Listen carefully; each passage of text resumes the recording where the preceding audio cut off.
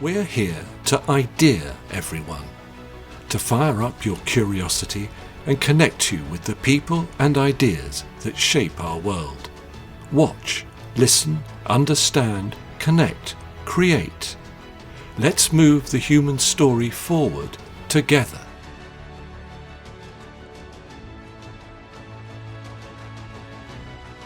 Hello and welcome to The Poetry of Science, a podcast which provides insight into new scientific research via the medium of poetry.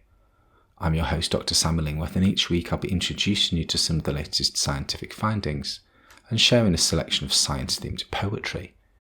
After all, we could all do with a little bit more poetry in our lives. In this episode, I'll be exploring new research which has found that reducing fishing gear could save whales with low impacts to California's fishing industry.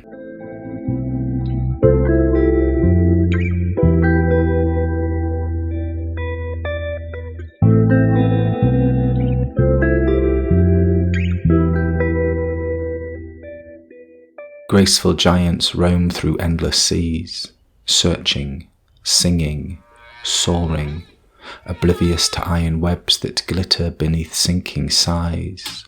Thrashing tales now echo in the deep, silenced songs trapped in lines they never sought to see. We break the past with Occam's blade, severing the snare to buoy both beast and bounty. Leviathans glide through heaving waves that sway, expand, and breathe anew. This poem is inspired by recent research published in the journal Biological Conservation, which has found that reducing fishing gear more effectively prevents humpback whale entanglements in California's Dungeness crab industry compared to costly, data-intensive dynamic management strategies ensuring marine safety and uninterrupted fishing. Whales and fishing industries coexist in the vast oceans, but not always harmoniously. The majestic humpback whales sometimes find themselves tangled in fishing gear, a situation perilous for the whales and problematic for fisheries. Traditional methods to manage these challenges involve set rules that don't change, even though the ocean and its inhabitants are always in motion. Another approach, called dynamic ocean management, uses up-to-date data to make timely decisions for managing these problems. However, this method can be expensive, data-heavy, and challenging to apply, raising questions about its effectiveness compared to the established practices, especially when the safety of endangered species and essential fisheries is at stake. In this new study, researchers examined the issue of humpback whales getting entangled in the gear of California's profitable Dungeness crab fishing industry. They compared the traditional static management methods and the more modern dynamic management strategies to find out which is more effective in reducing these entanglements. Surprisingly, the study found that simply reducing the amount of fishing gear in the water was more effective than using complex data-driven management strategies. This straightforward solution maintained uninterrupted fishing seasons and high catch rates, while significantly lowering the risk of whale entanglements. The researchers suggest that such clear, uncomplicated approaches could be more beneficial for both marine life and fisheries across the globe, offering a viable solution to a complex and global issue. Now that you've heard the science, let me read the poem to you again. Graceful giants roam through endless seas, searching, singing, soaring, oblivious to iron webs that glitter beneath sinking sighs. Thrashing tales now echo in the deep, silenced songs trapped in lines they never sought to see. We break the past with Occam's blade, severing the snare to buoy both beast and bounty. Leviathans glide through heaving waves that sway, expand, and breathe anew.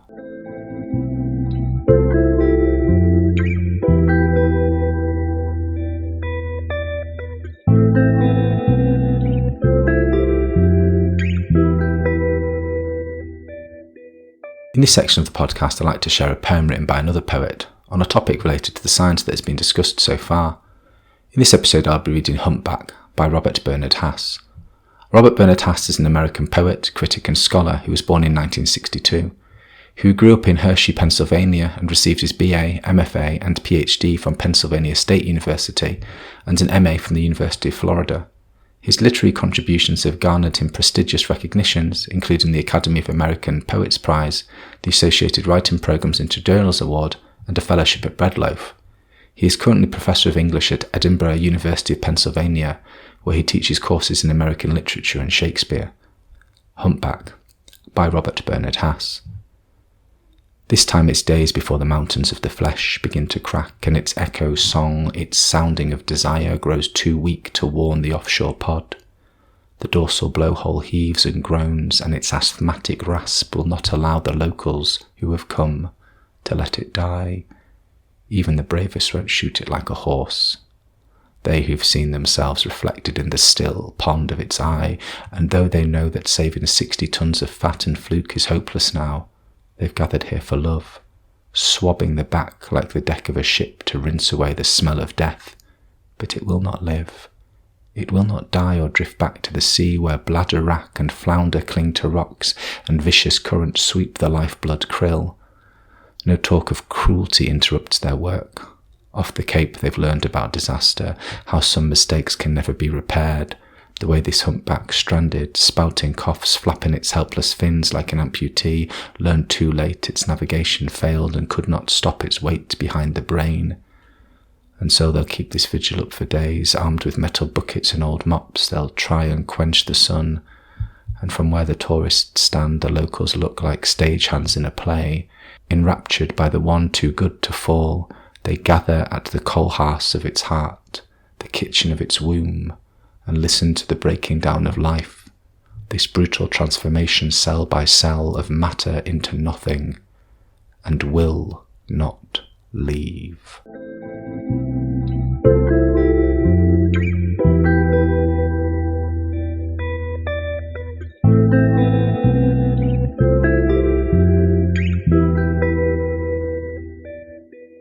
Thank you for listening to the Poetry of Science.